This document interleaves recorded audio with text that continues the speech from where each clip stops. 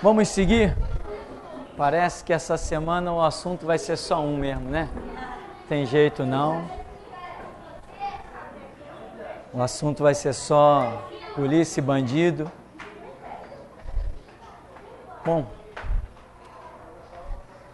como estava dizendo uma reportagem, triste é quem está no meio desse fogo cruzado, né? Camarada que quer trabalhar, tem que sustentar a casa dele, tem que pagar imposto, tem que pagar água, tem que pagar energia, tem que pagar roupa dos filhos, calçado, tem que pagar tudo. Ele quer trabalhar e ele não pode trabalhar. Isso é que é o triste. As pessoas verem as necessidades e não ter como resolver. Essa é uma parte realmente muito triste.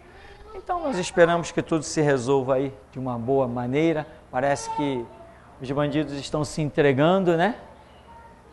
Estava vendo uma reportagem ali ainda há pouco, e eles estão se entregando. Não sei se todos, mas boa parte se entregou. Ontem muitos se entregaram. Quanto menos tiro, melhor, porque menos gente inocente para morrer nessa briga toda aí. Então, nosso objetivo é que, sem descartar que esses bons policiais um dia também vão nos perseguir, porque vão estar dizendo, estou fazendo o meu trabalho, né? Eu ganho para isso. Os policiais um dia estarão perseguindo a igreja, dentro de mais poucos anos, mas nós esperamos que tudo se resolva. Amém? Temos perguntas que não sejam essas mais?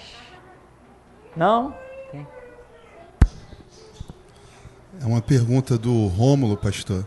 Ele diz assim, uma irmã aí agora há pouco fez uma pergunta sobre Mateus 24:20, sobre o sábado e o inverno. O pastor falou sobre o sábado. E o inverno, o que seria? Frio, muito frio. Muito frio.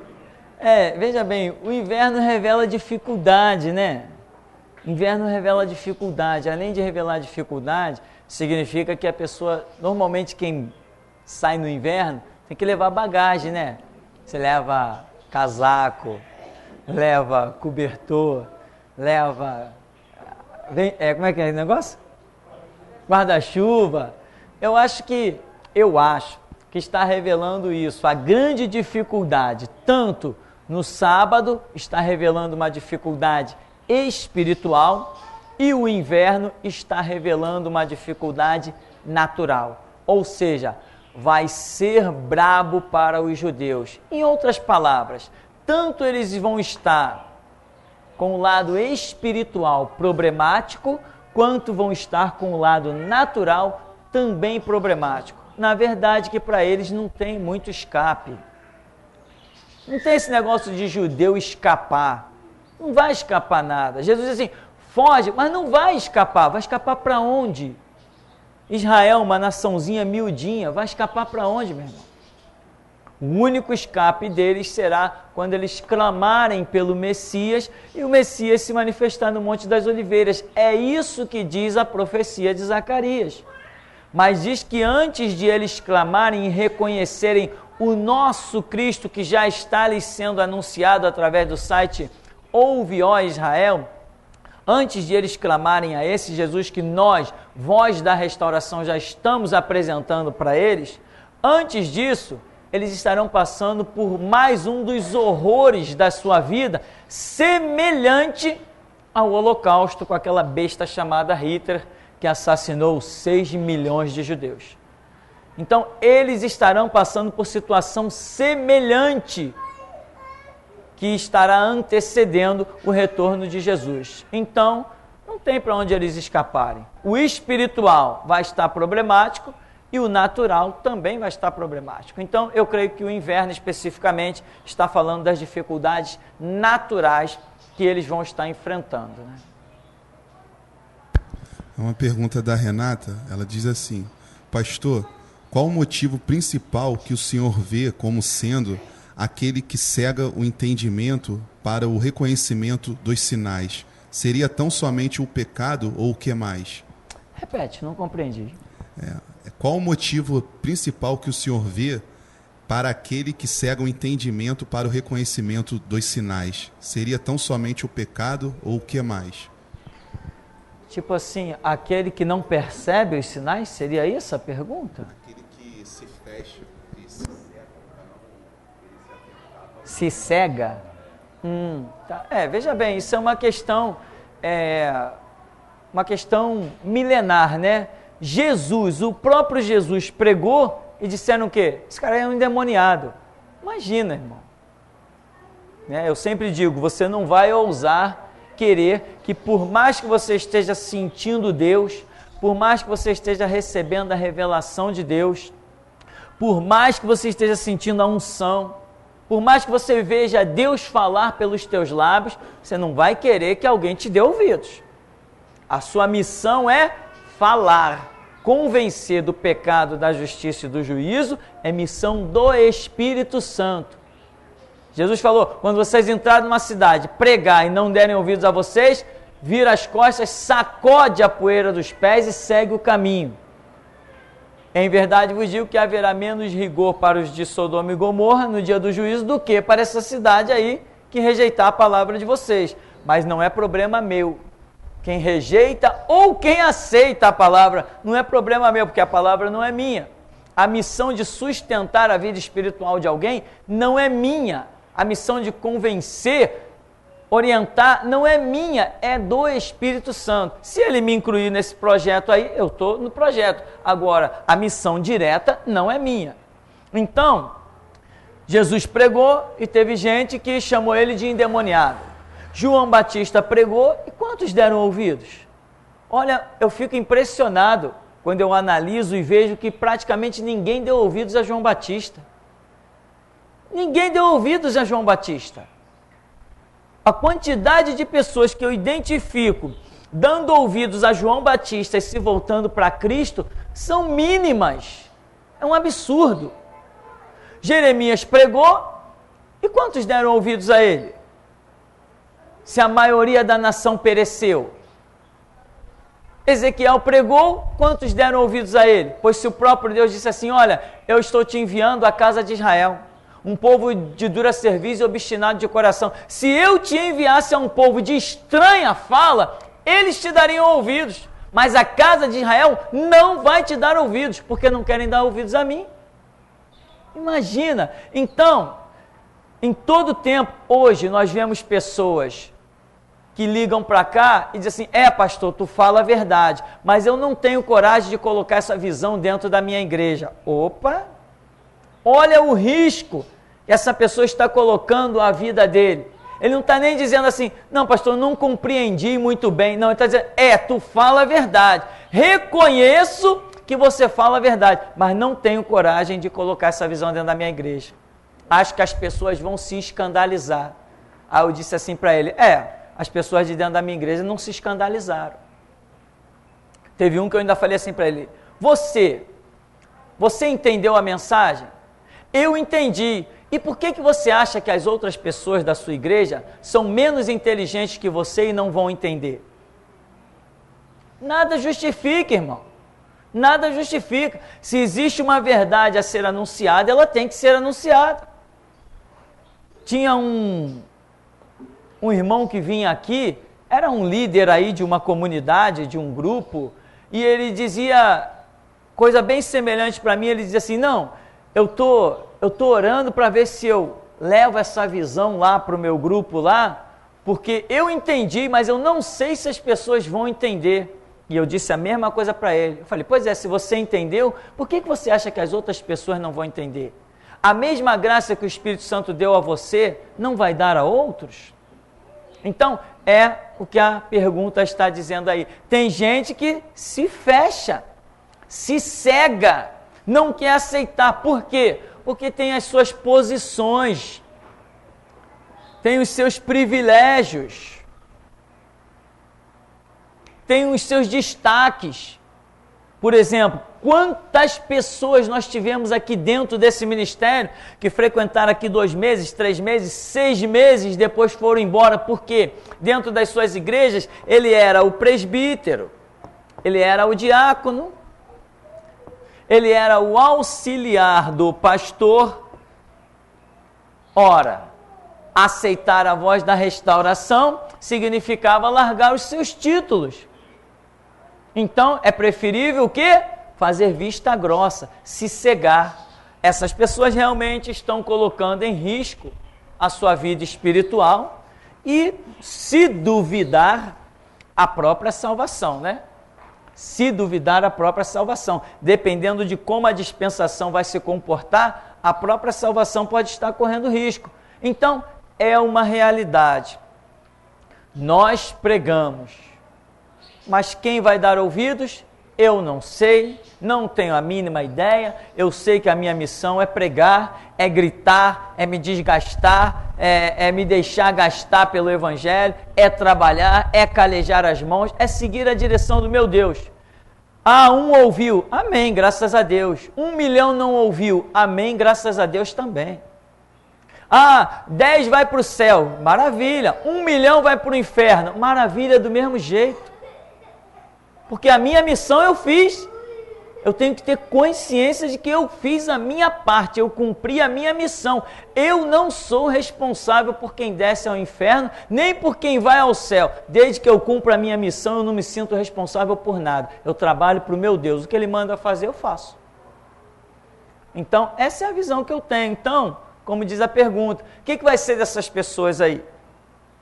Eu não sei. Eu não sou Deus, não conheço o futuro, não sei do amanhã, mas que elas estão colocando em risco a sua vida espiritual. Quando compreendem, né? Como gente que já entrou em contato comigo. Não, realmente as igrejas estão na apostasia, o grupo tal está no G12, está na coreografia, o grupo tal comprou luzes, é negocinho de fazer bolha de sabão, aquelas bolinhas de sabão, compraram as melhores luminárias, luzes roxas, luzes vermelhas, pisca-pisca, colocaram aquele negócio de fazer fumaça dentro das igrejas, realmente caiu, as assembleias entraram para a política, quem era um grande homem de Deus agora já é garoto propaganda, tudo isso reconhecem por aí, mas cadê eles? Eles não se firmam. Eles não tomam uma postura, não tomam uma atitude. Um lá dos Estados Unidos estava em contato comigo. Ah, pastor, a pregação, isso, aquilo outro, pregação que eu sou líder dos jovens, tá? Amém. Aí eu falei assim, você já indicou para as pessoas o site? Não. Por quê? Vai lá no site, vê aquele conteúdo sobrenatural, aprende e vai se exibir nas suas igrejas. Dá uma de doutor em teologia. Está errado. Se você achou uma fonte, leve outros à fonte. Mas não, ele prefere que as pessoas fiquem mortas no deserto, aí ele vem com um conhecimentozinho de uma parábola ou outra, que eu estou ali pregando, ensinando, e ele vai se exibir na frente da sua igreja, para todo mundo dizer que ele é o máximo. Que nenhum da Maranata que veio aqui. Levou 500 mensagens. Aí ficou se exibindo lá dentro da sua igreja. Aí todo mundo, o fulano está cheio da unção. Vamos consagrá-lo. Aí consagraram a ele, deram mais um cargo para ele. Por que ele não pegou daquele CD que ele levou e fez cópia e deu para os irmãos? Para que todos crescessem. Não, ele quis se destacar. Ele quis usar Jesus Cristo. Ele quis transformar Jesus num escravo dele para a sua autopromoção. Hoje ele deve estar bem promovido. Imagina. Então, meu irmão, nossa missão, com misericórdia de Deus, a gente cumpre ela. E o resultado da missão? O resultado não me interessa. Quem vai subir para o céu, quem vai descer para o inferno, não me importa. O que importa é que nós façamos a nossa parte. É isso que eu tenho dentro de mim. Jesus, me dá uma ordem. Vai para o Japão, eu vou. Vai para o inferno, eu vou. Vai ao céu, eu vou. E o resultado, não me interessa, ele me mandou fazer, eu faço.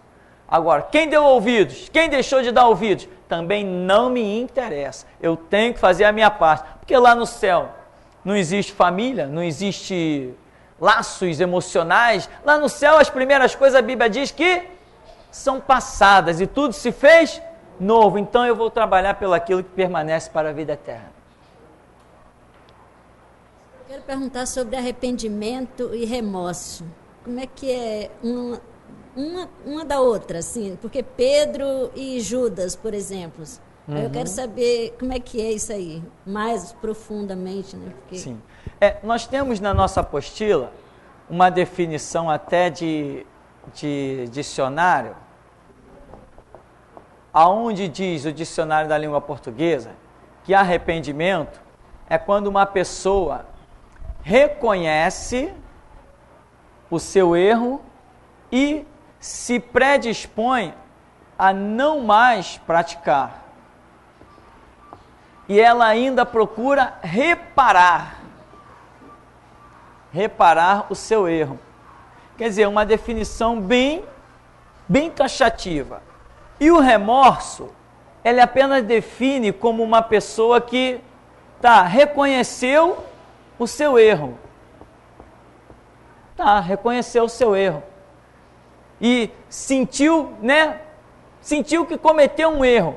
Mas na definição de remorso, não se preocupe em dizer que a pessoa tente reparar o seu erro. Então, o que nós vemos com Pedro? E Judas são os exemplos clássicos que nós usamos. O que Pedro fez? Pedro reconheceu o erro dele? Sim, se a Bíblia diz que ele chorou amargamente, então eu posso entender que ele reconheceu o seu erro. E o que ele faz? Ele se achega, quando Jesus ressuscita, ele torna-se a chegar a Jesus, e Jesus vem e olha para ele: Pedro, tu me amas? Senhor, eu te amo. Aí Jesus: Pedro, tu me amas? Senhor, sim, eu te amo. Ou seja, ele reconheceu o erro dele e agora está: não, eu te amo. Pedro, tu me amas? E mais do que esses? Senhor, tu sabes todas as coisas, tu sabes que eu te amo. Então, ele reconheceu o erro dele de ter negado Jesus, ele chorou amargamente e ele se volta a Jesus assim: não, eu te amo e tu sabes que eu te amo.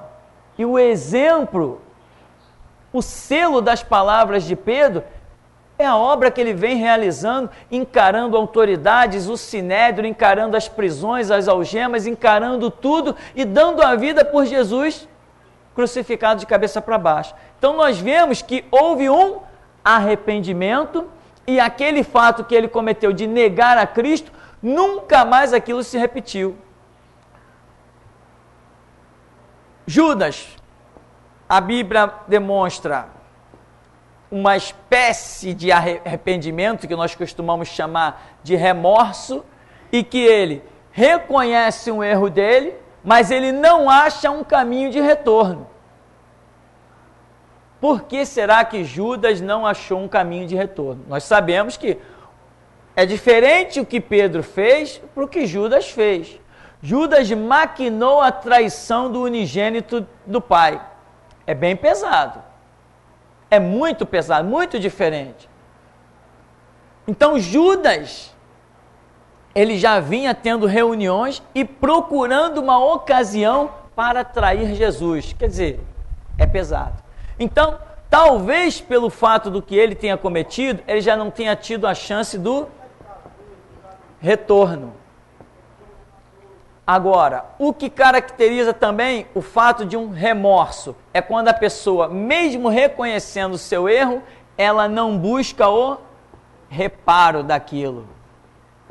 Tipo assim: não, eu fiz, agora está feito. Não, se eu tentar reparar isso, vai ser pior ainda para mim. Quem está arrependido de algum delito, mesmo que veja que reparar aquilo vai lhe ser muito custoso, muito dispendioso, vai lhe causar dores e problemas, quem tem arrependimento verdadeiro é que nem Zaqueu. Zaqueu? Senhor, se eu defraudei alguém, eu restituirei 4 vezes mais.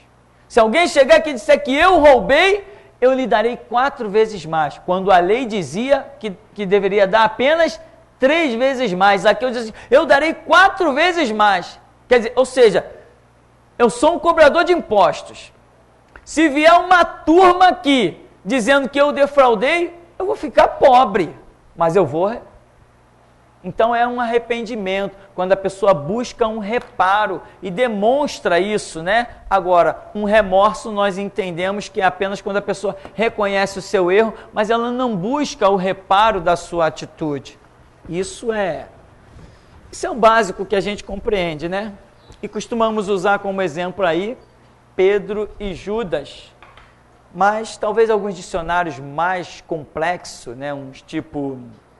Uns Aurélios da vida, desses com 80 mil palavras, talvez ensine muito mais coisas. Mais perguntas?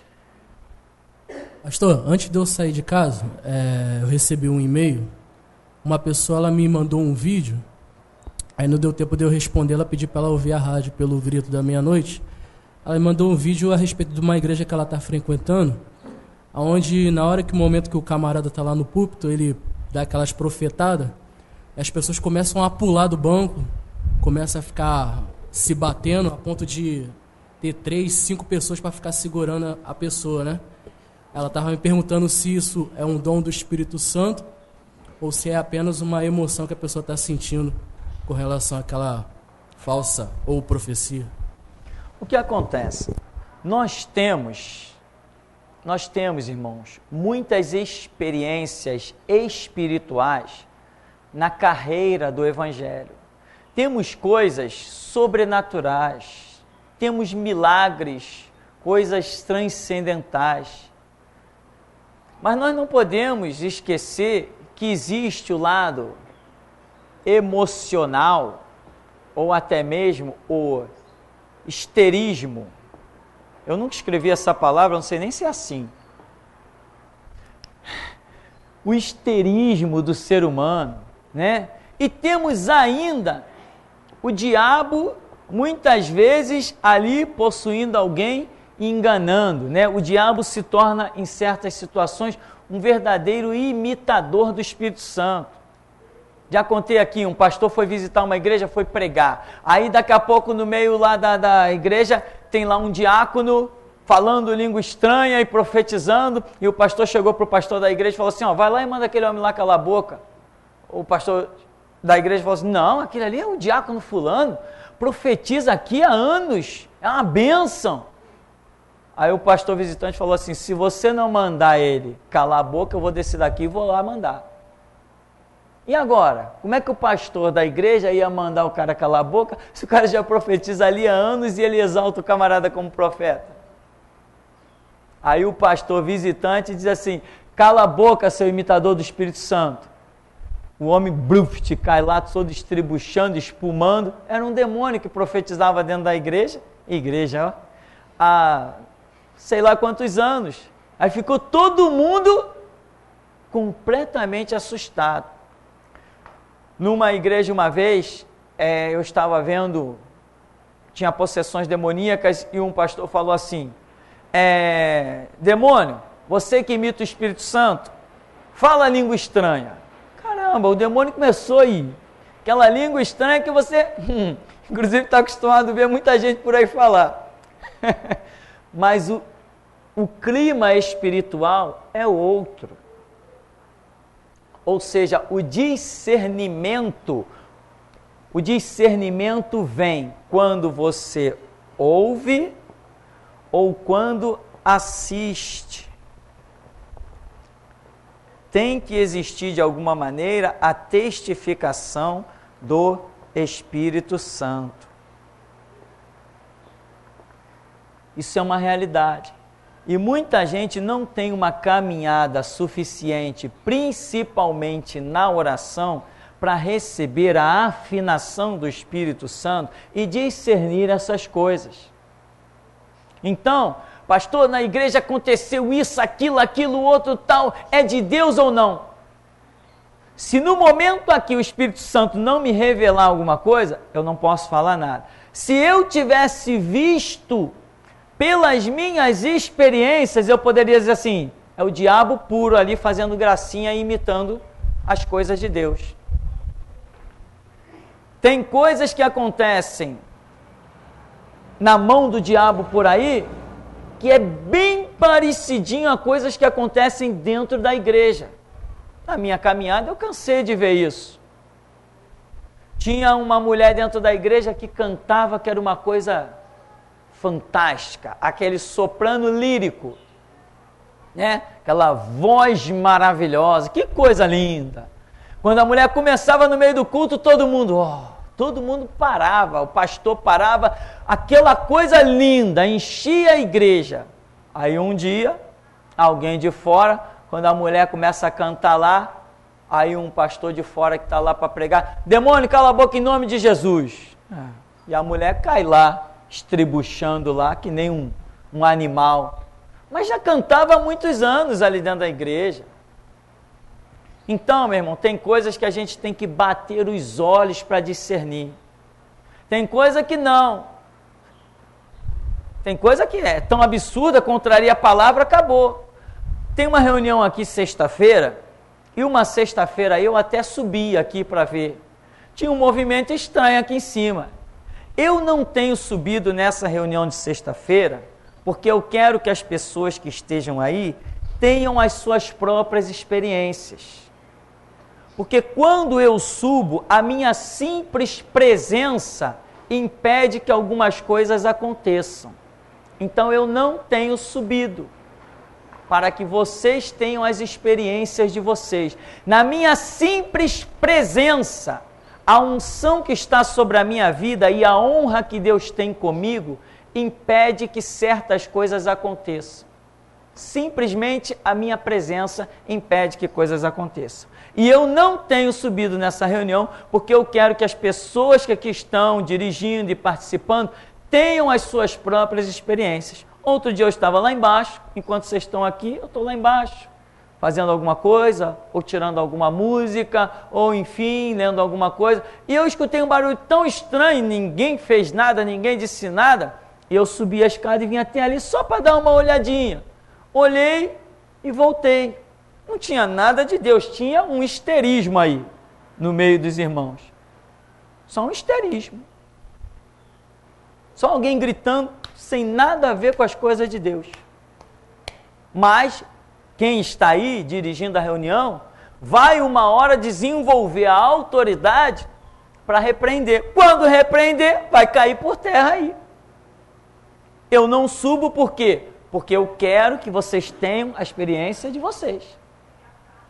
Porque o amanhã da igreja depende que vocês tenham experiências.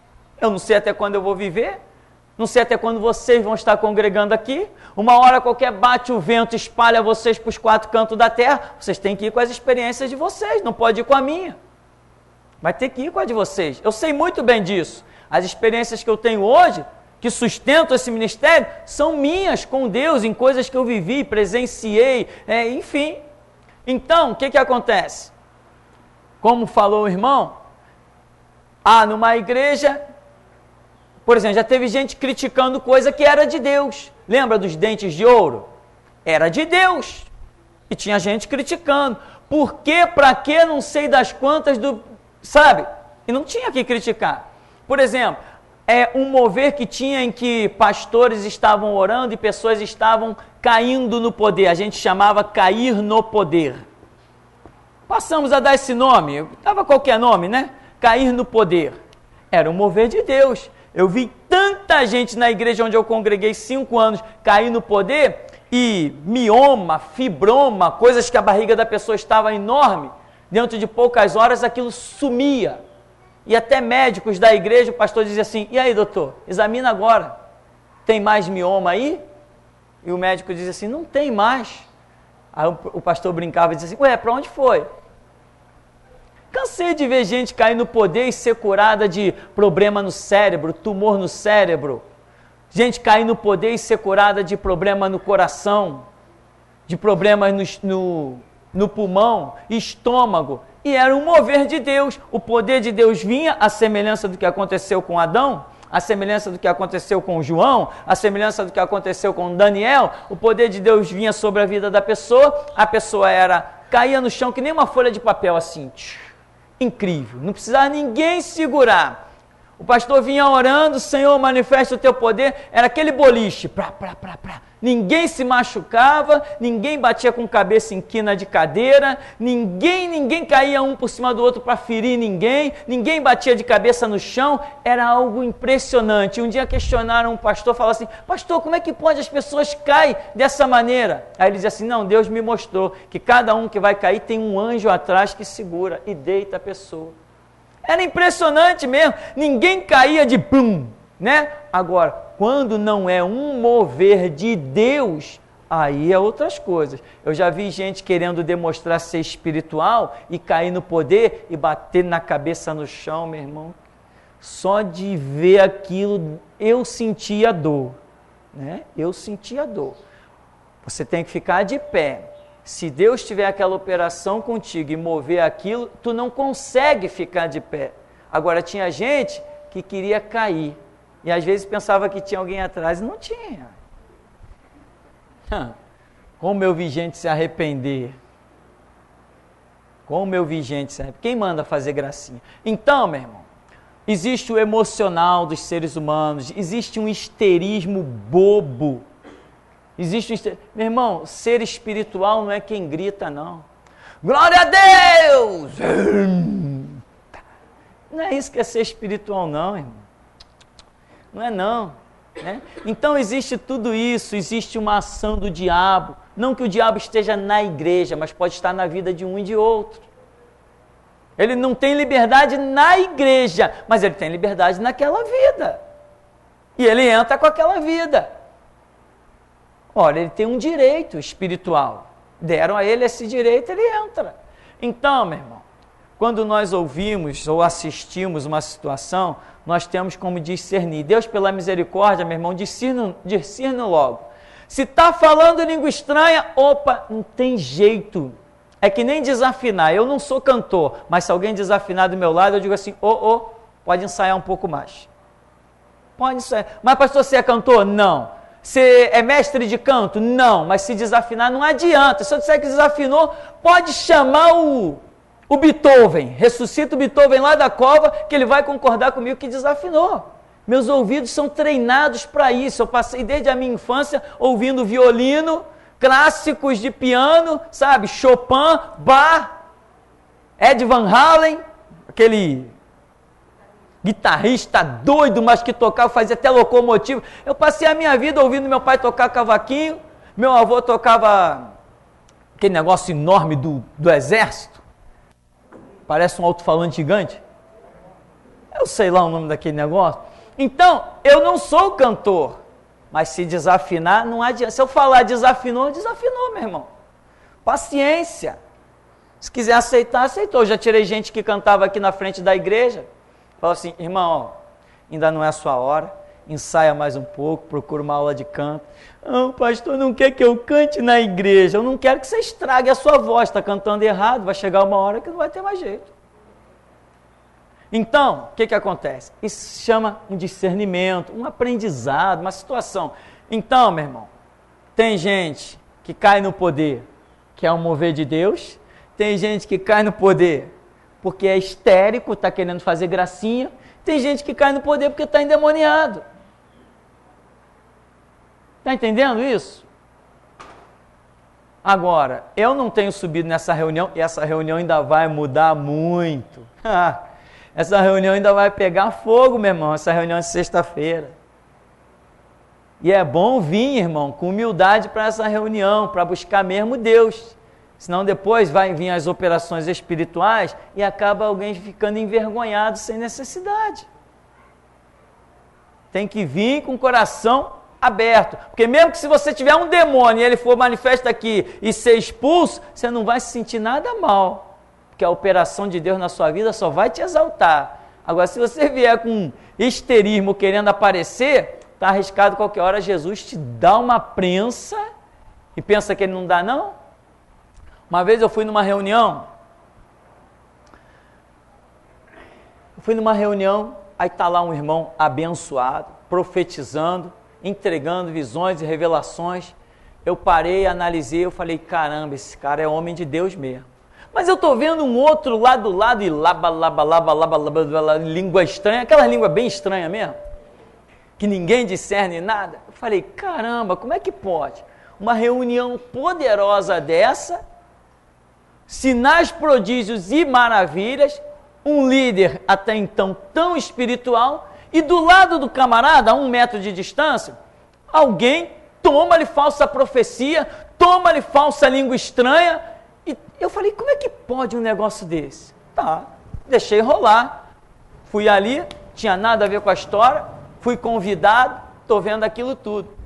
Daqui a pouco, o irmão que está dirigindo vira para mim e diz assim, você aí que nos visita, a palavra está contigo. Caramba, subiu um fogo assim por dentro de mim e foi direto, meu irmão. Não adianta a falsa profecia, não adianta a falsa língua estranha. E o chicote foi descendo e o homem foi se encolhendo lá no canto e chorando, lamentando. Eu falei, tá aí a palavra. Aí voltei para o meu lugar. Aí o rapaz voltou e falou assim, bem, eu já sabia. Todo mundo aqui está acostumado a ver isso aí, eu nunca falei nada, porque Deus tinha me revelado que ia trazer uma pessoa de fora para falar. Bem, então, essa caminhada é uma caminhada maravilhosa. As pedras que tem no meio do caminho, a gente salta por elas mole, desde que se ande com Deus. Não queira aparecer, não queira demonstrar espiritual. Uma vez eu fui numa igreja, o pastor falou assim, o irmão, um exemplo, não lembro o nome do irmão, o irmão José vai orar. Tá bom. Quando o irmão José falou assim, Senhor, a igreja toda, todo mundo língua estranha, aquelas línguas, caramba, ninguém ouviu nem o irmão orar. Daqui a pouco o irmão já tinha parado, já tinha sentado e a igreja, falei, que confusão, essa gente nunca leu Paulo, meu irmão, nunca leu Paulo. Paulo fala sobre isso, irmão, Paulo dizia, irmão, tá todo mundo aí querendo falar língua estranha, tudo bem, tá, eu falo até mais língua do que vocês, mas o que adianta, se não houver interpretação? O que adianta se um indouto estiver em nosso meio e não compreender nada? Então vamos com calma, vamos com equilíbrio. Poxa, aí o homem já tinha parado de orar lá no canto, se bem que não sei nem se ele conseguiu orar, né? Nem se ele conseguiu orar, e o pastor ficou lá no púlpito esperando até toda a igreja parar de imitar uma língua estranha. Que era só uma imitação, não tinha ninguém falando língua estranha. Mas para eles, chamados pentecostais, o falar língua estranha significava ter o Espírito Santo, ou seja, um abismo chama outro abismo. Então, meu irmão, existem muitas coisas que parecem, mas não são. E existem outras coisas que são, mas por serem estranhas à nossa experiência pessoal, nós acabamos dizendo que não são. Então eu prefiro ter muita calma, quase caminhando aí, sei lá, para 25 anos de evangelho, o que eu já vi de Deus e que muita gente disse é do diabo, que eu já vi de Deus e muita gente disse que era do diabo, e o que eu já vi do diabo dentro da igreja e gente dizer que é de Deus. Uma vez numa igreja que entrou uma mulher estranha, a igreja estava acostumada a ver aquele grupo de sempre profetizar, entrou uma mulher estranha e num momento, numa pausa lá do culto, não me recordo agora, a mulher levantou no meio da congregação e começou a profetizar. E tal, falava a língua estranha e profetizava, Um irmão que era um dos líderes da igreja se levantou para repreender, e ele chegou bem pertinho dela. Quando ele chegou pertinho, ele levou um choque, ele voltou quietinho. Ninguém repreende Deus, meu irmão. Agora, se você sente a autoridade, aquela unção, chega lá e repreendeu e acabou a história. Agora, vai repreender se é Deus falando? Teve uma igreja que o pastor tradicional, batista, não aceitava profecia. Normalmente não aceita profecia quem tem alguma espada que o possa acusar, né? É sempre assim. Aí o pastor num dia de culto lá, porque cargas d'água, um menino começa a falar língua estranha dentro do culto e profetizar. E o pastor no púlpito, menino, cala tua boca. E o menino, toma-lhe profecia, toma-lhe profecia. Um adolescente, segundo conta, uns 13 anos de idade, toma-lhe profecia. E ele, olha, cala a boca agora, senão eu vou descer desse púlpito aqui e vou aí fazer você calar a boca. E o menino, no meio da profecia, falou assim, se você é homem mesmo, então vem. E ele foi, ficou na cadeira de roda até hoje. Ninguém repreende Deus. Ninguém repreende Deus.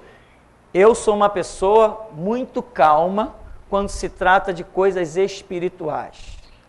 Se Deus der o discernimento, mostrar, opa, não adianta, é chicote, acabou a história e vem o que vier. Agora, quando Deus não mostra, eu prefiro ficar bem calmo. Amém?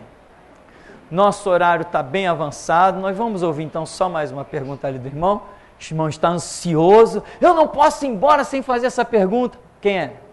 Vê aí. Vamos ver aqui, depois nós vamos ver aí. Pastor, a Batista, quando era da Batista, teve a pregação e tinha um pastor visitante que pregou. E tem aquela mania de fazer fila para receber a oração depois do culto.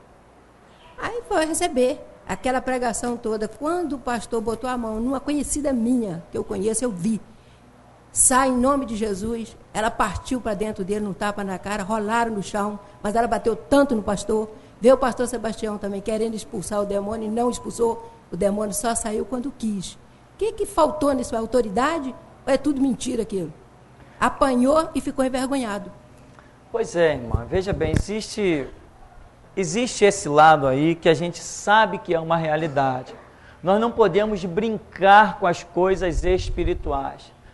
A igreja não é para a minha exaltação. Jesus não é para o meu enriquecimento. Ir para trás de um púlpito, todo dia eu tenho que tremer e me desesperar, porque eu sei que ali a coisa é séria. É a semelhança de quando os sacerdotes iam apresentar-se diante do altar e que tinha que amarrar uma corda neles, eles entravam, porque se eles tivessem pecado lá ia morrer e ninguém podia entrar, tinha que puxar eles pela corda. Era o santíssimo lugar. Eu tenho consciência da seriedade dessas coisas. Evangelho para mim não é fonte de renda, não é fonte de riqueza. Evangelho para mim não é isso. Mas para muita gente aí está esse caos. Então, chega na hora de uma situação dessa, Deus deixa ser envergonhado. Deixa. Aqui mesmo teve o tal do André, que todo mundo conheceu, que tinha aqui. Quando começou a pisar na bola aqui, tentou se alojar numa outra igreja, lá do Elvis lá. Aí foi para lá. O Elvis está lá vivo, quem quiser vai lá e pergunte a ele se eu estou mentindo. O André foi lá e uma mulher manifestou o demônio lá dentro da igreja. E ele desceu do púlpito para expulsar o demônio. Quando botou a mão na cabeça da mulher, a mulher derrubou ele, chutou a barriga dele, fez horrores com ele. Por quê? Porque estava errado. Estava errado. E tem mais. Deus não envergonha ninguém sem primeiro dizer se conserta. Esse é o Deus que eu conheço. Se eu estiver pisando na bola com Deus, Deus não vai me descer o chicote sem primeiro se manifestar para mim e dizer assim, tu está errado nisso, nisso e nisso, te conserta. É isso que eu entendo de Deus. Então, Deus fala, Deus avisa. A pessoa não dá ouvido, fica envergonhada. E eu conheço essas histórias, por isso que eu não brinco de evangelho. Senão, amanhã depois eu estou envergonhado, estou levando tapa na cara de demônio. Isso é comum por aí, muito comum. Tem tantos aí hoje que tiveram perna quebrada por causa de demônios. Conheci um caso de um pastor que foi expulsar o demônio, quando ele chegou perto, o demônio deu-lhe um chute, quebrou a perna dele. Conheci um caso de um outro que estava no gabinete dele, de repente, pastor, demônio lá na igreja e ninguém expulsa. Quando chegaram lá, um demônio que rugia, que parecia que o telhado ia arrancar do lugar. Todo mundo segurando, o pastor chegou, solta ele. Quando ele chegou perto, o demônio segurou nele, Jesus, põe fogo aqui, o demônio, largava desesperado. O demônio segurava a calça da perna dele, Jesus, põe fogo, o demônio largava gritando. Agora Jesus pisa nele, o demônio caía todo estribuchado lá. Isso é autoridade. Porque sabe que anda com Deus. Não, quem anda com Deus não fica envergonhado. Agora, tem muita gente aí querendo fazer da igreja cabide de emprego, campo de mercenarismo e pilantragem sem vergonhice. Uma hora pode acreditar que Deus vai deixar ficar envergonhado. O senhor quase respondeu o que eu vou perguntar. Mas olha só, o senhor falou que enquanto uma pessoa profetizava, o outro começou a falar em línguas. Então, aquele que está fazendo a profecia, fatalmente o outro não tem que se calar? E, por exemplo, quando o pastor está pregando, ele tem autoridade sobre qualquer profecia que alguém venha fazer na igreja, não tem? Porque eu já vi pastor pregando e uma pessoa começar a profetizar, e ele falou: irmão, cala aí um pouquinho a sua profecia, porque a palavra está sobre a profecia. E já vi outros pastores pregando e pessoas profetizar e ele se calar e deixar seguir a profecia.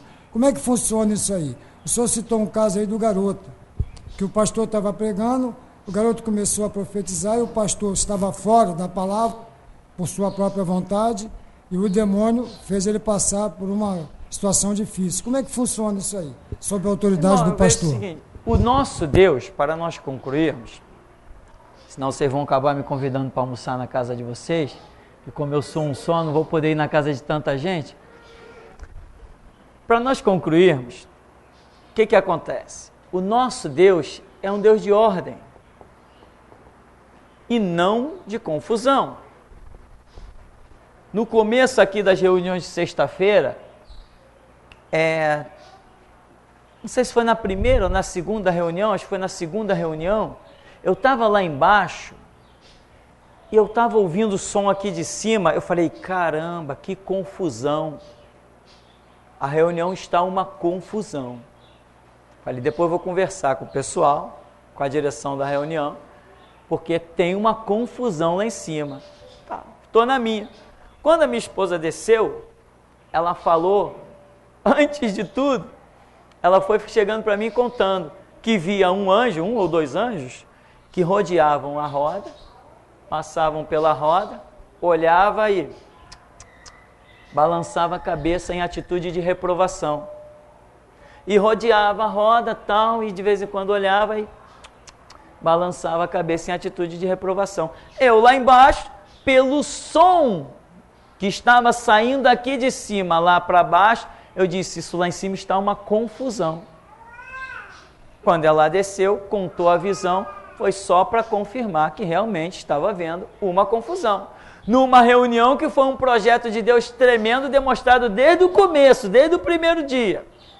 Mas, se nós não vigiarmos, a gente se desvia do caminho. Então, o nosso Deus é um Deus de ordem.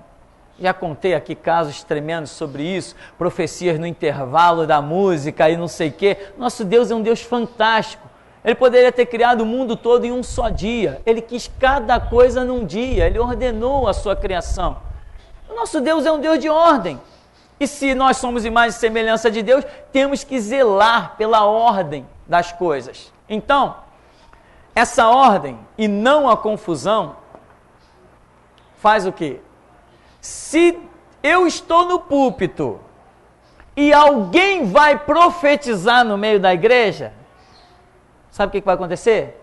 Deus vai falar comigo lá no púlpito: ó, vou levantar uma profecia dentro da igreja. Tá bom. Eu me calo e ele profetiza. Agora, conflito, eu estou pregando e não vem nenhum discernimento meu de dar uma pausa, porque já aconteceu. Eu pregando, a unção, a testificação, daqui a pouco Deus começou a levantar alguém no canto da igreja e eu sabia que era para eu calar, que ele ia falar algo com relação à mensagem, e assim foi, eu me calei, a profecia seguiu, terminou a profecia e eu continuei. Ordem perfeita. Ora, qual o problema? Agora, confusões, conflitos, isso não é igreja. Isso é uma igreja confusa, uma igreja em turbulência. Nós precisamos de decência e ordem. Isso é que nós precisamos. Então, irmão, a questão é essa. O que tem por aí é muita confusão, é muita coisa que parece, mas não é, mas nós vamos seguindo em frente, buscando a graça e misericórdia de Deus. Aquilo que Deus nos direcionar, nós vamos caminhando. E uma coisa nós sabemos, que que até aqui nos ajudou o Senhor. Vamos falar com Deus, agradecer em nome de Jesus?